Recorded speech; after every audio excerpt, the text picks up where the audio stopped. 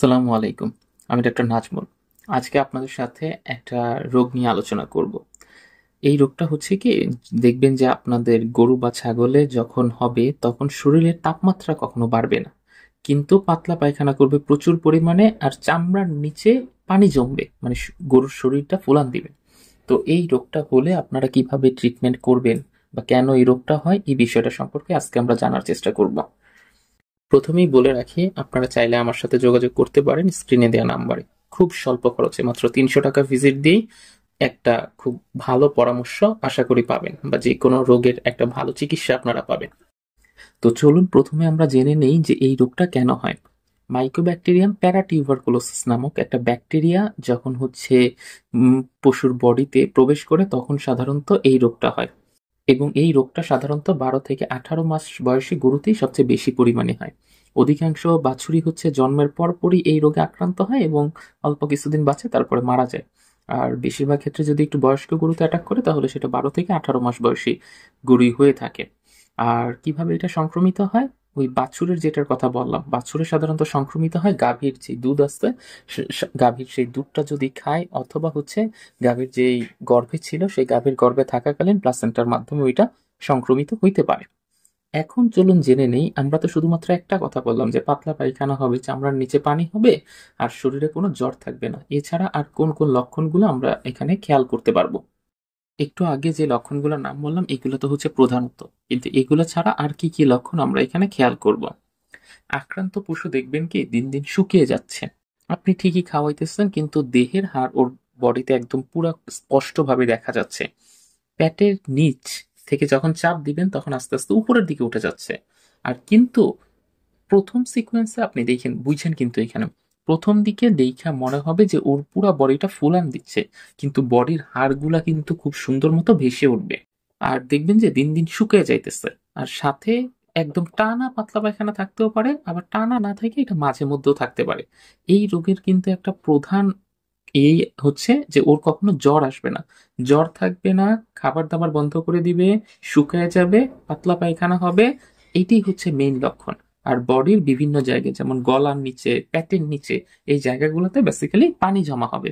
এখন পাতলা পায়খানা কেন হয় আপনারা অনুধাবন করতেই পারতেছেন, কারণ এই রোগটা বেসিক্যালি, মানে এই জীবাণুটা বেসিক্যালি ওর অন্ত্র বা পাকস্থলীর ওই জায়গায় গিয়ে এফেক্ট করে, যার কারণে ও যে খাবারটা খাইতেছে সেই খাবারটা হজম না হয়ে ওইটা পায়খানার মাধ্যমে বের হয়ে আসতেছে।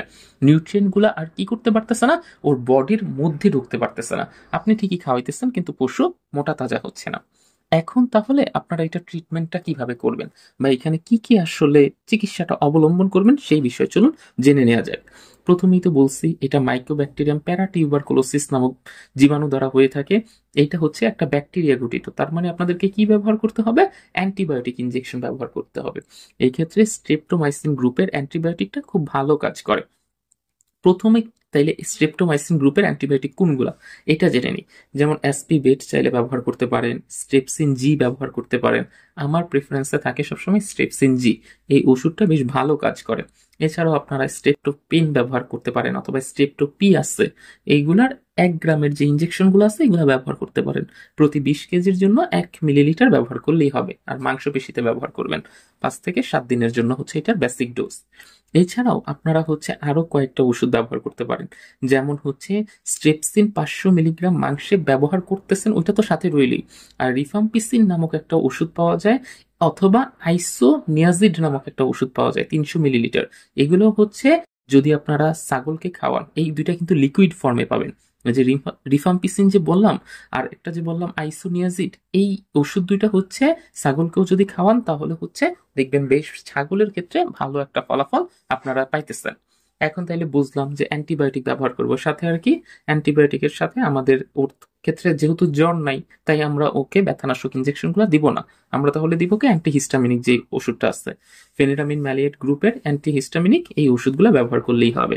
আর ওই যে বললাম পাতলা পায়খানা থাকবে, পাতলা পায়খানা থাকলে আপনাকে কি খাওয়াইতে হবে, ওকে স্যালাইন খাওয়াইতে হবে মুখে, আর একটা ইয়া ওষুধ খাওয়াইতে পারেন, যেমন DD4 এই পাউডারটা খাওয়াইতে পারেন, ডিডি নীল, ডাইরোভেট, এই ওষুধগুলো খাওয়াইলে দেখবেন যে আস্তে আস্তে ঠিক হয়ে যায়। এই যে পাউডারগুলো বললাম, যেমন DD4, ডাইরোভেট, এগুলো প্রতি 100 গ্রাম 50 কেজি বডি ওয়েটের জন্য কুসুম গরম পানিতে মিশে তারপর ওই পানিটা ওকে দিনে 2বার করে খাওয়াই দিবেন। এইভাবে 7 থেকে 10 দিন যাবত খাওয়াবেন। খাওয়াইলে দেখবেন আস্তে আস্তে ও সুস্থতার দিকে চলে গেছে। ওকে কিন্তু এই ক্ষেত্রে কোনো জ্বরের ইনজেকশন দেওয়ার দরকার নেই, শুধুমাত্র অ্যান্টিবায়োটিক দিবেন, অ্যান্টিহিস্টামিনিক দিবেন, আর ডায়রিয়ার জন্য ওইটা। আর ছাগলের ক্ষেত্রে তো একটা এক্সট্রাই বলে দিলাম, রিফাম্পিসিন অথবা আইসোনিয়াজিড যেই ওষুধটা আছে, এই ওষুধটা শুধুমাত্র ছাগলকেই দিতে পারেন। গরুর ক্ষেত্রে আমি দেওয়ার প্রেফারেন্স ওরকম রাখি না। এখন চলুন জেনে নেওয়া যাক কি কি করলে সাধারণত আমাদের ফার্মে আর এই রোগটা কখনো হবে না। আক্রান্ত পশুকে সুস্থ পশু থেকে আলাদা করে ফেলতে হবে, বা আক্রান্ত পশুর দুধ কখনো সুস্থ পশুকে খাওয়ানো যাবে না। বেশিরভাগ বাছুরগুলাই আক্রান্ত হয় এই আক্রান্ত পশুর দুধটা বাছুরকে খাওয়ানোর ফলেই। আর স্বাস্থ্যসম্মত পশুর খাদ্য ব্যবহার করতে হবে। পশুর পাত্রটাকে প্রত্যেকদিন ধুয়ে মুছে রাখবেন, যাতে করে সেইখানে কোনো স্যাঁতসেঁতে বা আর্দ্র না থাকে।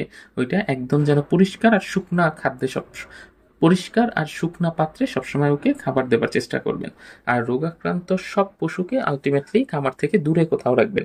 রোগাক্রান্ত পশু কখনোই খামারের মধ্যে থাকবে না।